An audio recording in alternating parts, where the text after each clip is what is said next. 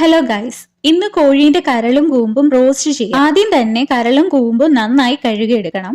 ചിലപ്പോൾ ഹാർട്ട് അടിച്ചുപോയ കോഴികൾ ഉണ്ടാകും. കൂമ്പെടുക്കുമ്പോൾ നടുക്കൂടെ മുറിച്ച് വേണം കഴുകിയെടുക്കാൻ. കരളും കൂമ്പും ആവശ്യത്തിന് ഒരു പാത്രത്തിലെടുത്ത് അതിൽ മുങ്ങിക്കിടക്കാൻ പാകത്തിന് വെള്ളമൊഴിച്ച് അതിലേക്ക് മഞ്ഞപ്പൊടിയും ഉപ്പും വേണമെങ്കിൽ ഗരം മസാലയും കൂടി ഇട്ട് എണ്ണ തെളിയുന്നിടം വരെ തിളപ്പിക്കും. അതവിടെ ഇരുന്ന് റെഡിയാവുന്ന നേരം കൊണ്ട് അതിലേക്ക് ഇടാനുള്ള ഉള്ളി വരട്ടിയെടുക്കാം. ആദ്യം തന്നെ വെളിച്ചെണ്ണയും കടുവും ഇട്ട് പൊട്ടിച്ച് ആവശ്യമനുസരിച്ച് തേങ്ങാക്കൊത്തും ഇട്ട് മൂപ്പിച്ചെടുക്കാം. അതിലേക്ക് ഒരു തണ്ട് കറിവേപ്പില ഞാൻ പൊട്ടിച്ചിടുന്നുണ്ട്. അതിനുശേഷം 1 ടീസ്പൂൺ പെരിഞ്ജീരകം ക്രഷ് ചെയ്തോ ചതച്ചോ ഇടാവുന്നതാണ്. അതിലേക്ക് ആവശ്യത്തിന് ഉള്ളി ഇട്ട് കൊടുക്കാം. കൊച്ചുള്ളിയാണ് ഏറ്റവും നല്ലത്. എൻ്റെ കയ്യിൽ ഇപ്പോൾ സവാള മാത്രമേ ഉള്ളൂ, അതുകൊണ്ട് സവാള ഇട്ട് വരട്ടിയെടുക്കാം. നമ്മൾ മറ്റേ അടുപ്പത്ത് വെച്ച് ചിക്കൻ്റെ പാർട്സ് തിളച്ചിട്ടുണ്ട്. അന്നേരം അതിലേക്ക് 1/4 ടീസ്പൂൺ മുളക് പൊടി ഇട്ട് ഒന്നുകൂടെ തിളപ്പിക്കാം. ഇതിൽ നിന്ന് എണ്ണ തെളിഞ്ഞു വരും. ഉള്ളിയിലേക്ക് ആവശ്യത്തിന് ഉപ്പിട്ട്, ഞാനിവിടെ ഉപ്പ് നീരാണ് എടുക്കുന്നത്, ഇഞ്ചിയും വെളുത്തുള്ളി പേസ്റ്റും ചേർത്ത് മൂടിയിട്ട് അടച്ചു വെക്കാം.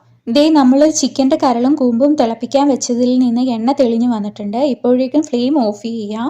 ഉള്ളി നന്നായി വരണ്ട് വന്നിട്ടുണ്ട്. അതിലേക്ക് 1/4 ടീസ്പൂൺ മുളക് പൊടി ചേർക്കുന്നുണ്ട്. 1 ടീസ്പൂൺ മല്ലിപ്പൊടിയും 1/4 ടീസ്പൂൺ കുരുമുളക് പൊടിയും മഞ്ഞൾപ്പൊടിയും ചേർത്ത് ഇളക്കുന്നുണ്ട്. അതിലേക്ക് വേണമെങ്കിൽ ചിക്കൻ മസാല ചേർക്കാം. ഞാനിപ്പോൾ ഗരം മസാലയാണ് ചേർക്കുന്നത്. പൊടികളെല്ലാം മൂത്ത് വരുമ്പോഴേക്കും ഞാൻ പോയി ഒരു കറി വെച്ചിട്ട് വരാം.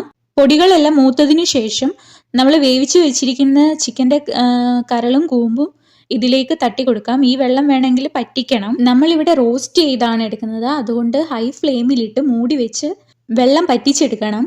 ഈ ഒരു ടൈം ആവുമ്പോഴേക്കും വേണമെങ്കിൽ കറിയായിട്ട് എടുക്കാം. കുറച്ച് ഗരം മസാലയും കുരുമുളകും കൂടി ഇട്ട് ഫ്ലെയിം ഓഫ് ചെയ്യാം. പക്ഷെ ഞാൻ റോസ്റ്റ് ചെയ്താണ് എടുക്കുന്നത്, അതുകൊണ്ട് തന്നെ നന്നായി വെള്ളം പറ്റിച്ച് അതിലേക്ക് കുറച്ച് കുരുമുളകും ഗരം മസാലയും കൂടി ഇട്ട് വരട്ടിയെടുക്കുന്നുണ്ട്. ഈ ഒരു ടൈമിൽ എരിവും ഉപ്പും എല്ലാം നോക്കിയതിന് ശേഷം ലാസ്റ്റ് ആയിട്ട് ഞാൻ ഒരു തണ്ട് കറിവേപ്പിലയും പൊട്ടിച്ചിടുന്നുണ്ട്. അതിനുശേഷം ഒരു പ്ലേറ്റിലേക്ക് കുറച്ച് ചോറും മോരും കരളും കൂമ്പും റോസ്റ്റ് ചെയ്തതും കൂട്ടി കഴിക്കാം. അടിപൊളി ടേസ്റ്റ് ആണ് കേട്ടോ. ഇത് എൻ്റെ സ്വന്തം റെസിപ്പി അല്ല, എൻ്റെ അച്ഛൻ്റെ റെസിപ്പിയാണ്. എല്ലാവരും ട്രൈ ചെയ്തിട്ട് ഫീഡ്ബാക്ക് അറിയിക്കണേ.